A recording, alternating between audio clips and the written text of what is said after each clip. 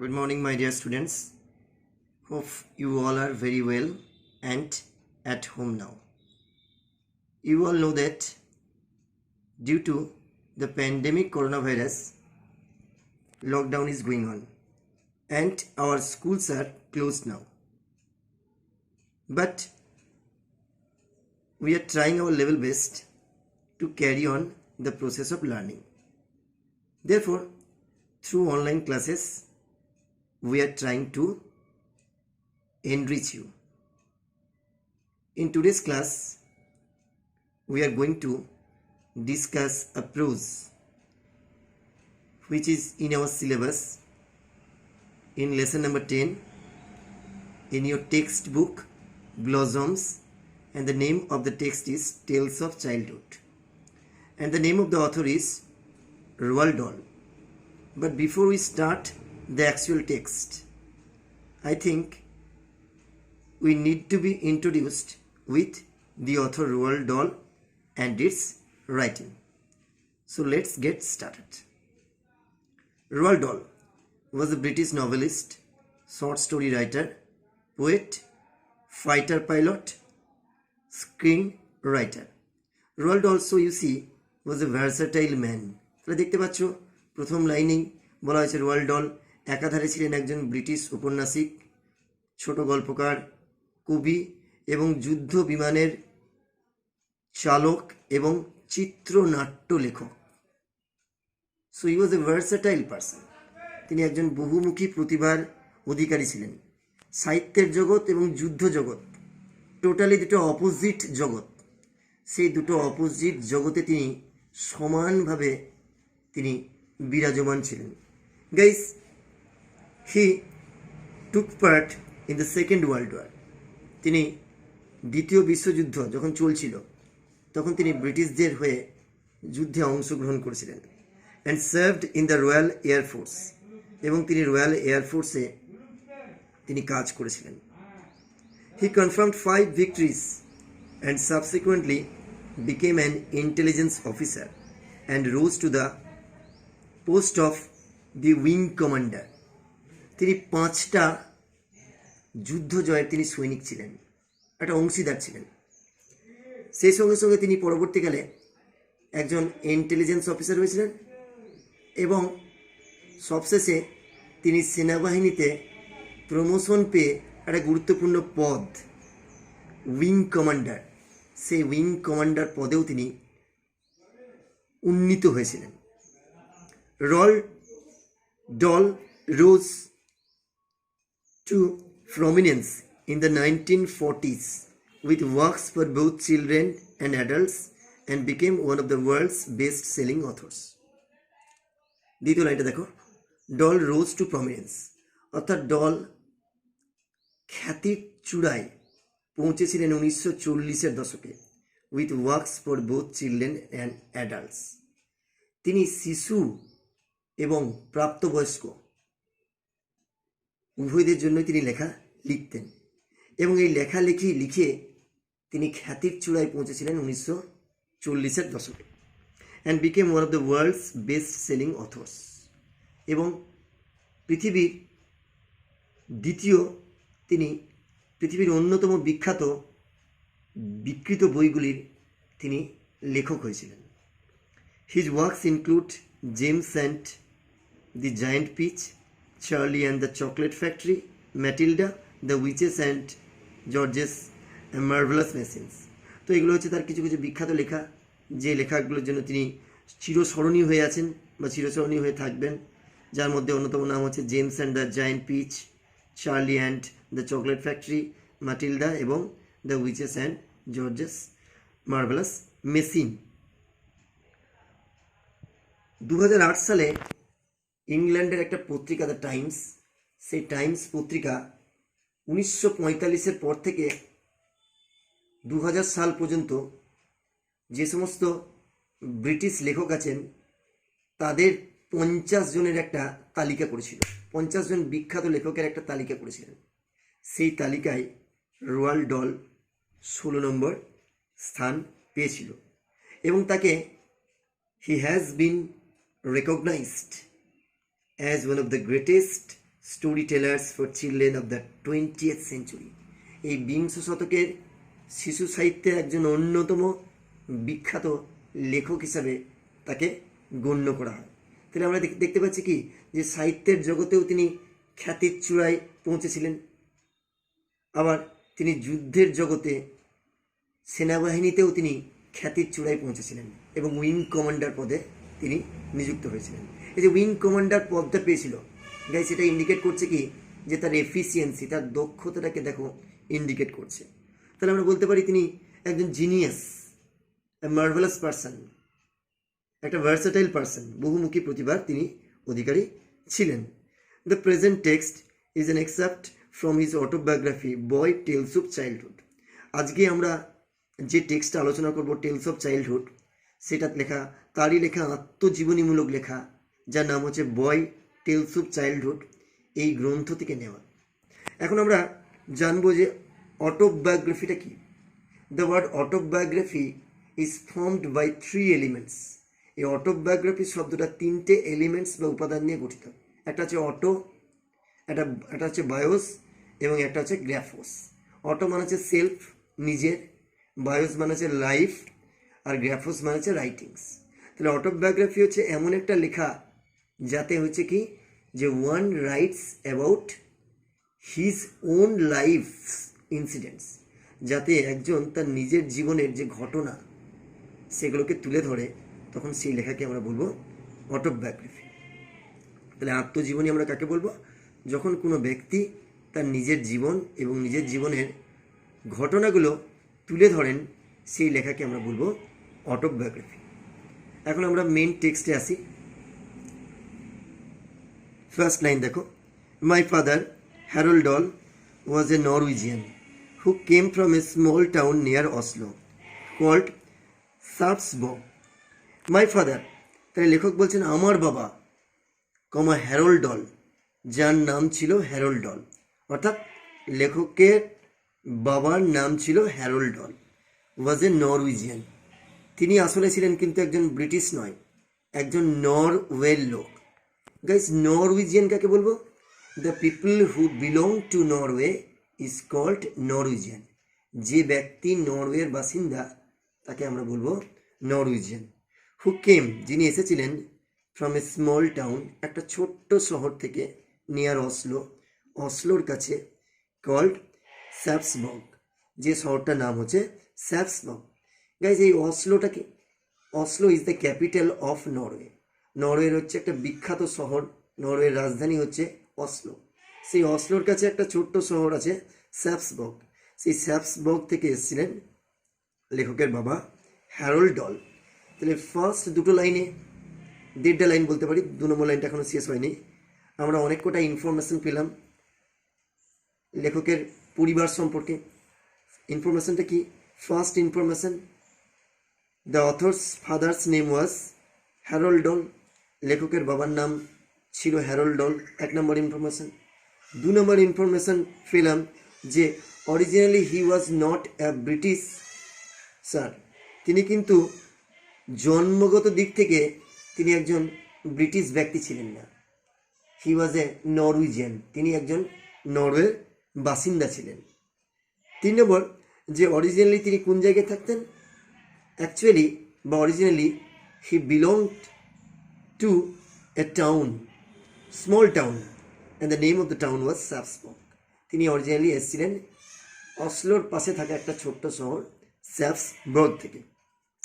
তো আমরা প্রথম লাইনে 1.5টা লাইনে 3টে ইনফরমেশন পেলাম। তারপর থেকে দেখো, হিজ ওন ফাদার, তার নিজের বাবা। তাহলে কার নিজের বাবা? হ্যারোল্ড ডলের নিজের বাবা। মাই গ্র্যান্ডফাদার, যেটা হচ্ছে লেখকের ঠাকুরদাদা, ওয়াজ, ছিলেন, a fairly prosperous merchant. Fairly মানে অনেকটা, প্রসপারাস শব্দটা হচ্ছে অ্যাডজেক্টিভ। অ্যাডজেক্টিভের কাজ কি guys? An adjective describes a noun or pronoun in a sentence. একটা নাউন বা প্রোনাউন সম্পর্কে ইনফরমেশন দেয়। তো এখানে কার সম্পর্কে ইনফরমেশন দিচ্ছে? The father of Harold Dahl and the author's grandfather.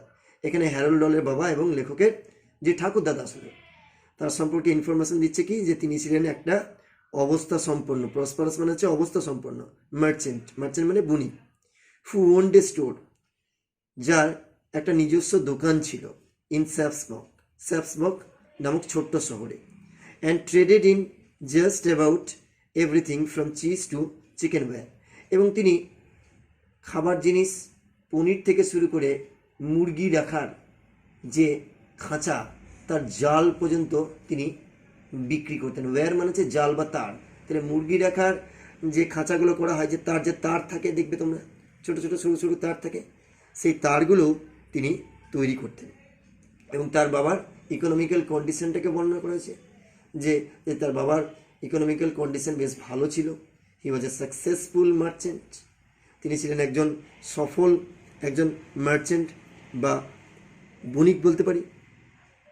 Next, my father had lost an arm when he was 14, আমার বাবা একটা হাত হারিয়েছিল যখন তার বয়স 14।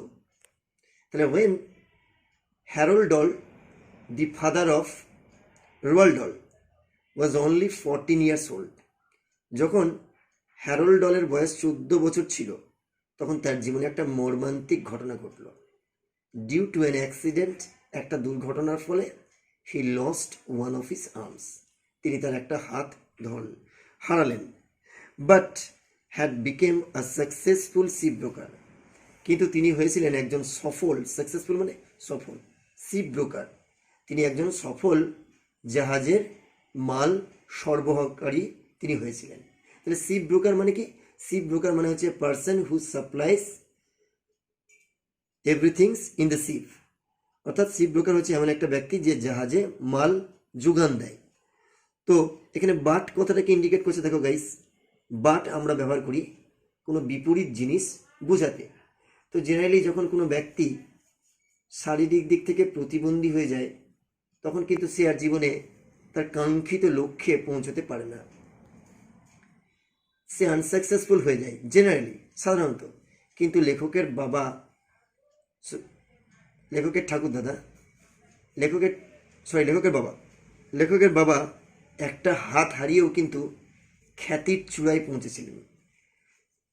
এই শারীরিক প্রতিবন্ধকতা তাকে কিন্তু সাফল্যের গণ্ডি থেকে দূরে সরিয়ে রাখতে পারেনি, তাতেও কিন্তু তিনি সাফল্যের শিখরে তিনি পৌঁছেছিলেন এবং একজন সফল তিনি মার্চেন্ট বা বণিক হয়েছিলেন। দেখো পরের লাইনে বলছে শিপ ব্রোকার কি, হোয়াট ইজ শিপ ব্রোকার? আর ship broker is a person, একজন শিপ ব্রোকার হচ্ছে এমন একজন ব্যক্তি হু সাপ্লাইজ দ্য শিপ, যে জাহাজকে যোগান দেয়, উইথ এভরিথিং, সমস্ত কিছু, ইট নিডস, যেগুলোর প্রয়োজন হয়, when it comes into port, যখন জাহাজটা বন্দরে পৌঁছয়। তাহলে যখন জাহাজটা বন্দরে এসে পৌঁছচ্ছে, যখনকার কথা বলা হচ্ছে, সেই সময় মানুষ ব্যবসা করতে জাহাজের উপর ভরসা রাখত, কারণ সেই সময় এরোপ্লেনের আবিষ্কার তখন হয়নি। তো মানুষ এক দেশ থেকে অন্য দেশ কিন্তু ব্যবসার জন্য যেত, এবং ব্যবসার জন্য কিভাবে যেত না, জাহাজের মাধ্যমে যেত। এবার জাহাজের বন্দরগুলো কিন্তু ঠিক এই বাস স্টপেজ বা ট্রেন স্টেশনের মতো এত কাছে ছিল না, হয়তো 1 দিন 1.5 দিন যাওয়ার পর একটা বন্দর পড়লো। এই 1 দিন 1.5 দিন যাওয়ার পর যে বন্দরে পৌঁছতো, সেখানে জাহাজটা 3 ঘন্টা 4 ঘন্টা বা 6 ঘন্টা বিশ্রাম নিত, এবং এখানে জাহাজের প্যাসেঞ্জাররা এই বন্দর থেকে তাদের যে প্রয়োজনীয় জিনিস, সাবান থেকে শুরু করে, ধরো গামছা থেকে শুরু করে, তেল থেকে শুরু করে, খাবার দাবার থেকে শুরু করে, যা যা জিনিস প্রয়োজন, ওষুধ থেকে শুরু করে, সমস্ত কিছু তারা সেখান থেকে কালেক্ট করত, এবং তাদেরকে সেই জিনিসগুলো কালেক্ট কে করতো? Ship broker. তাহলে ship broker is a person, ship broker হচ্ছে এমন একজন ব্যক্তি হু সাপ্লাইজ দ্য শিপ, যে জাহাজকে যোগান দেয়, উইথ এভরিথিং ইট নিডস, যেগুলোর এটা প্রয়োজন পড়ে, when it comes into port, যখন এটা বন্দরে এসে পৌঁছয়, হাইফেন, ফুয়েল, যার মধ্যে কী পড়ছে? জ্বালানি, অ্যান্ড ফুড, এবং খাবার, রোপস, দড়ি, অ্যান্ড পেন্ট মানে হচ্ছে রং, সোপ মানে হচ্ছে সাবান, অ্যান্ড টাওয়েলস, এবং গামছা, হ্যামার্স অ্যান্ড নেলস, হাতুড়ি এবং পেরেক, and thousands of other little items, এবং হাজার হাজার এরকম জিনিস হচ্ছে শিপ ব্রোকার সাপ্লাই দেয়। তাই লেখকের বাবা এই জিনিসগুলো সাপ্লাই করতেন জাহাজে।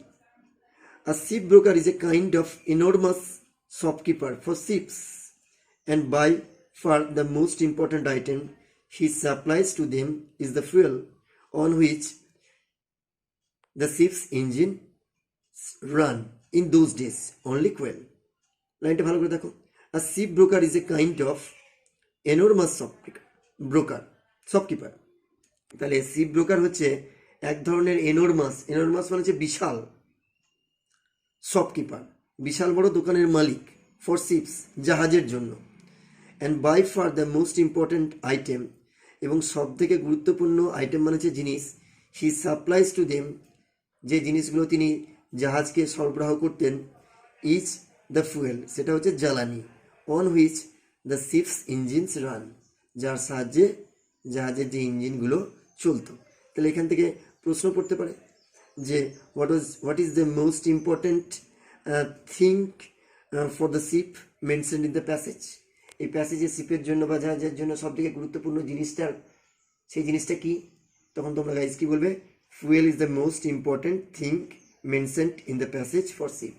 জাহাজের জন্য সবথেকে গুরুত্বপূর্ণ জিনিস সেটা হচ্ছে কি? শিপ, যেটা হচ্ছে ফুয়েল বা জ্বালানি। তো ship broker is a kind of enormous shopkeeper for ships. তাহলে শিপ ব্রোকার হচ্ছে এক ধরনের বিশাল দোকানের মালিক, ফর শিপস জাহাজদের জন্য, and by far the most important item he supplies to them এবং সব থেকে গুরুত্বপূর্ণ জিনিসটা যেটা তিনি সাপ্লাই দিতেন, ইজ দ্য ফুয়েল সেটা হচ্ছে জ্বালানি, অন হুইচ যার সাহায্যে দ্য শিপস ইঞ্জিনস রান জাহাজের যে ইঞ্জিনগুলো চলতো। ইন দোজ ডেজ সেই সময়ে অনলি কোয়েল। তাহলে সেই সময় কিন্তু পেট্রোলিয়াম বা ডিজেলের ব্যবহার ছিল না, সেই সময় জাহাজের ইঞ্জিন চলতো শুধুমাত্র কয়লার সাহায্যে, এবং এই কয়লাই ছিল জাহাজের ইঞ্জিনের পক্ষে সব থেকে গুরুত্বপূর্ণ জিনিস, এবং সেই গুরুত্বপূর্ণ জিনিসটা সাপ্লাই করতেন Harold Dahl, the father of the author Roald Dahl. He set up a shipbroking firm at Cardiff of South Wales. ওয়েলসের দক্ষিণ দিকে Cardiff, that is the capital of Wales, ওয়েলসের রাজধানী কার্ডিফে হি সেট আপটা হচ্ছে একটা ফ্রেজাল ভাব যার মানে হচ্ছে প্রতিষ্ঠা করা, এস্টাবলিশ। তিনি প্রতিষ্ঠা করেছিলেন এ শিপ ব্রোকিং ফার্ম, মানে হচ্ছে জাহাজের মাল সরবরাহ করার জন্য বা যোগান দেওয়ার জন্য একটা দোকান। তো শিপ ব্রোকিং ফার্ম মানে কি হচ্ছে? শিপ ব্রোকিং ফার্ম মানে হচ্ছে এমন একটা দোকান যেখানে জাহাজের জিনিসপত্রগুলো যোগান দেওয়া হতো। My father met my mother Sofie Magdalene Hesselberg during the summer of 1911। 1911 সালে গ্রীষ্মকালে আমার বাবা হ্যারল্ড ডল মিলিত হয়েছিল আমার মা সোফি ম্যাকডালেন হ্যাসেলবার্গের সঙ্গে, and were married soon after, এবং তারা শীঘ্রই বিবাহ বন্ধনে আবদ্ধ হয়েছিল। তো আজকে আমরা ফার্স্ট স্ট্যাঞ্জাটা এবং লেখক পরিচিতি করলাম, তাতে অনেক কটা প্রশ্ন আমরা পেলাম। 1 নম্বর প্রশ্ন হচ্ছে যে what was the name of the author's father, লেখকের বাবার কী নাম ছিল? তোমরা বলবে Harold Dahl was the name of the author's father, অর্থাৎ লেখকের বাবার নাম ছিল হ্যারল্ড ডল। 2 নম্বর প্রশ্ন হচ্ছে from where he came actually, তিনি কোথা থেকে আসলে এসেছিলেন? তো প্রথম লাইনে ইনফরমেশনটা দেওয়া আছে, he actually came from a small town near Oslo called Sarpsborg, তিনি ওয়েলসের রাজধানী, নরওয়ের রাজধানী অসলোর কাছে অবস্থিত একটা ছোট্ট শহর স্যাপসবর্গ থেকে এসেছিল। 3rd প্রশ্ন হচ্ছে what was the grandfather of the author, অর্থাৎ লেখকের যে ঠাকুরদাদা তিনি কে ছিলেন? তো 2 নম্বর লাইন এবং 3 নম্বর লাইনে ইনফরমেশন দেওয়া আছে, the author's father was A fairly prosperous merchant, লেখকের ঠাকুরদাদা ছিলেন একজন অবস্থাপন্ন, একজন বণিক। 4 নম্বর প্রশ্ন পড়তে পারে যে তিনি কিসের ব্যবসা করতেন? What did he trade in, তিনি কিসের ব্যবসা করতেন? তো 4 নম্বর লাইনে দেখো দেওয়া আছে 3 নম্বর 4 নম্বর লাইনে he traded in just about everything from cheese to chicken wire, অর্থাৎ তিনি পনির থেকে শুরু করে মুরগি রাখার খাঁচার তার এগুলোর তিনি ব্যবসা করতেন। পরের নম্বর প্রশ্ন আসতে পারে যে what happened to the author's father when he was 14 years old, যখন লেখকের বাবার 14 বছর বয়স হয়েছিল তখন কি হয়েছিল? তাই লিখবে when the author's father was 14 years old he lost one of his arms, যখন লেখকের বাবার 14 বছর বয়স হয়েছিল তিনি তখন একটা হাত হারিয়েছিলেন। পরের প্রশ্ন পড়তে পারে what was the author's father, লেখকের বাবা কি ছিলেন?